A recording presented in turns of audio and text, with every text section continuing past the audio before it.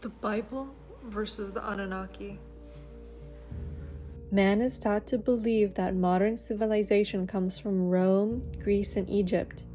Ancient people from around the world, through different religions and interpretations, have tried to offer answers about the creation of humanity, but perhaps the answers lie in the first organized civilization in history, well before ancient Egyptians, and these people were called the Sumerians.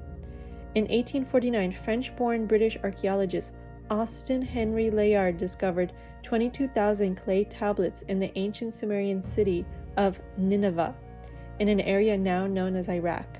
The tablets contain cuneiform scripts and are one of the earliest known writing systems created by the Sumerians 6,000 years ago.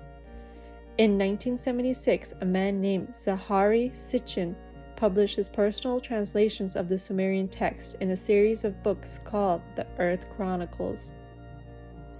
According to Sitchin, the clay tablets describe an alien race known as the Anunnaki, who came to Earth to mine gold. These extraterrestrials visited Earth in the past because their home planet needed gold to survive. In 2005, a man named Johann Hein discovered an ancient city in Africa that could prove to be the missing link to the Anunnaki, located near the port of Maputo in South Africa. Researchers have uncovered a vast metropolis, aging between 160,000 to 200,000 years old, with evidence that show gold mining capabilities. According to the cuneiform tablets found, the Anunnaki race were a group of advanced aliens that came to Earth around 445,000 years ago. The Anunnaki came from a planet called Nibiru, which in Sumerian is called the 12th planet in our solar system and runs on an elliptical orbit. Other names for Nibiru are Planet X, Marduk Kingdom, Heaven, and Paradise. About every 3,600 years, this planet enters an orbit close to the planet Earth. Life on Nibiru at the time faced slow extinction as the planet's atmosphere begins to erode. The Anunnaki, which are an advanced group of aliens, escape on a spaceship and find refuge on Earth. They discover that Earth had gold that can be used to protect Nibiru's atmosphere. Gold is a metal that is capable of resisting cosmic radiation.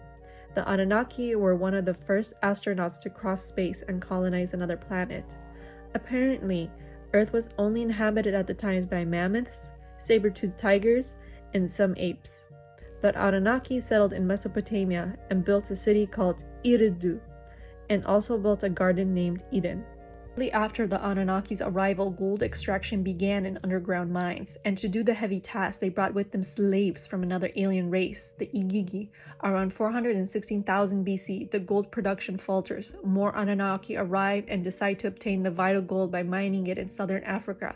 Around 400,000 BC, 7 functional settlements in southern Mesopotamia are established: Spaceport Sipar and Mission Control Center Nippur, to name a few. The ores arrive by ships from Africa. The refined metal is sent aloof to orbiters manned by Igigi, then transferred to spaceships arriving from Nibiru periodically. After years of forced labor, the Igigi rebelled against the Anunnaki and were defeated easily. After battle, the Anunnaki needed new workers, and the solution was to create a new race of intellectual beings able to work but more harmless than the AI in the Igigi. Unfortunately, in the beginning, the Anunnaki's experiments resulted in strange and unique beings being created. So the Anunnaki combined their genes with our ancestors' apes, creating a hybrid submissive race. The first man to emerge from this successful genetic combination was named Ademu, or Adam. Compared to human beings, the Anunnaki were much taller and stronger, and with their technology and weapons, they could easily control the human population from rebellion. Over time, humans learned how to speak and learned from the Anunnaki how to mine and build homes out of clay. The Anunnaki came to like the humans and allowed them to live in their city and attend the Garden of Eden, but gave explicit orders not to reproduce too much. Against the Anunnaki orders, however, the humans reproduced rapidly, and many were expelled from Eridu due to overpopulation, living in exile. 200,000 BC, life on Earth regressed during a new glacial period. Around 100,000 BC, the climate warms up again. The Anunnaki start to marry daughters of man and create a race of elite hybrids, also known in the biblical as Nephilim. 75,000 BC, a new ice age begins and Cro-Magnon man survives. Around 49,000 BC, the Anunnaki elevate some humans of Anunnaki parentage, like the Nephilim, to rule in Shuruppak. Around 13,000 BC, the Anunnaki realized that the passage of Nibiru and Earth's proximity will trigger a pole shift, resulting in immense tidal waves.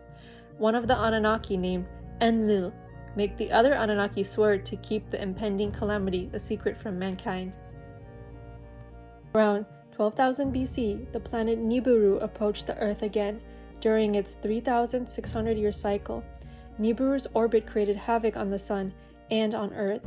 Nibiru is also called the Destroyer in the Colburn Bible, which is an ancient gospel found in Scotland that was omitted from biblical texts, much like the Dead Sea Scrolls. Apparently, Nibiru's gravitational field was so strong that it adversely affected the Earth's natural conditions.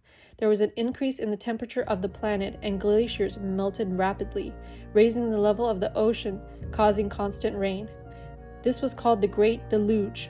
Unfortunately, the city of Eridu was doomed to submerge, so the Anunnaki created large boats that floated for days above water level, similar to the story of Noah and the Great Ark. However, it is not clear if the ships hovered in the sky or the water in the translation. After the Great Deluge, the Anunnaki decide to return to their home planet, Nibiru. But before they left, they gave mankind knowledge of architecture, mathematics, music, and writing. They also taught the humans how to establish a monarchy system, where some leaders kept their bloodlines pure, which was inherited from the Anunnaki purebred, giving them the right to command others. They also constructed temples known as ziggurats, aligned with the constellations. These temples would one day guide the Anunnaki back to Earth. The Sumerian texts did not confirm how many Anunnaki there were, but they did quote the main royal 12 family of gods from Nibiru by name, such as Anu, Enlil, Enki, and others. According to many people around the globe, the Anunnaki are most definitely the ultimate proof that there are missing links in the origins of the human species. It is written in the Sumerian tablets that the Anunnaki created a slave race in their own image and likeness. Although we might look like the Anunnaki, they were, however, 9 foot tall. It's also important to point out that the statues and artworks created by the ancient Sumerians were more alien-like than any other artworks found in that period, giving question onto how such a group could create such unique creations during such a time. Let me conclude that what the scientists have told us about our origins cannot be considered the full truth, nor is any religion or institution telling us the complete story of our origins. Thanks for watching this video to the end. Let me know your thoughts on this topic. And if you would like to leave a comment, I would love to read them. Thank you and goodbye.